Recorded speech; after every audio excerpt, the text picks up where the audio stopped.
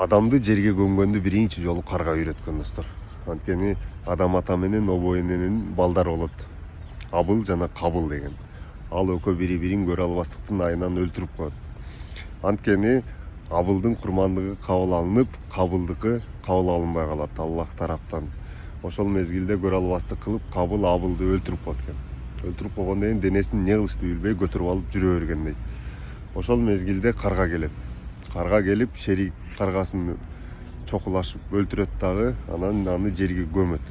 Көмгөндөн кийин кабыл түшүнөт, өлгөн денени эмне кылыш керек экенин. Анан жерге көмгөндөй. Бул достор Сура Аль-Маида 31-аятта келет. Ошону окусаңар түшүнөсүңөр.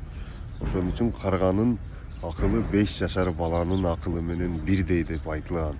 Куранда жазылган бул. Анан эчтекени билбей эле билгендикке салып, ар кандай нерселерди жаза берген да туура эмес достор. Анткени ушул карганы себепчи кылып акыл эс киргизген деп айтылат.